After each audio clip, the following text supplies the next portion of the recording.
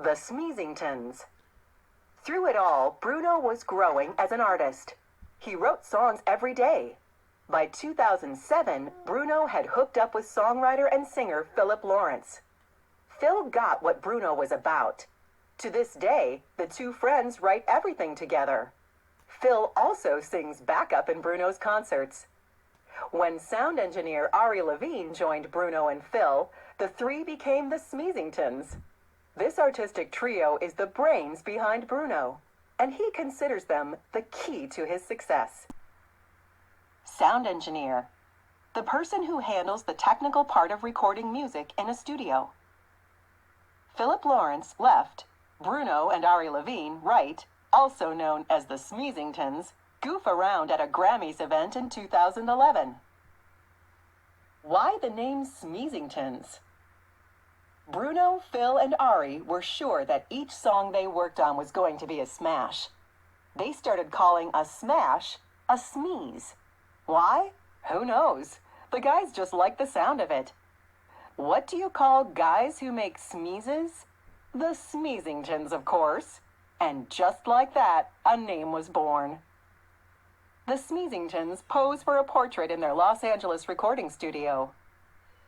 Bruno scraped money together to pay for gas just so he could get to the Smeezingtons studio. The guys plugged away, hoping someone would listen to their music. Finally, a recording label bit. Executives at Epic Records were impressed by a demo the Smeezingtons had made for a song called Lost.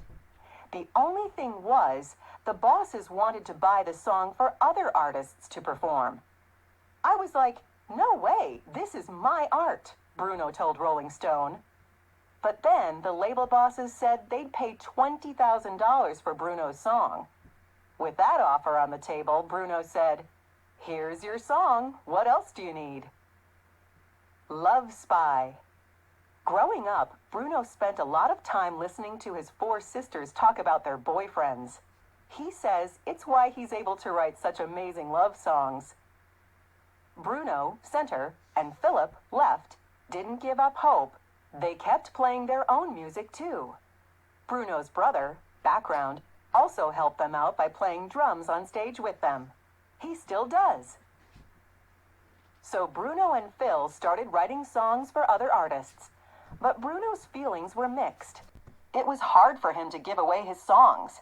His voice was on the demo, but the final cut featured someone else.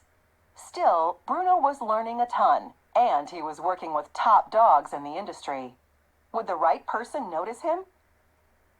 Lots of duds. Just about anything can inspire a song for Bruno. Something he's heard, a feeling, a girl. Bruno never knows what will be a hit, but he does know when he's written a bad song. Knowing when he's bombed is one of his best talents, he says. We are going to pause here, and on the next slide, you're going to answer, why did Bruno have mixed feelings about writing songs for other artists?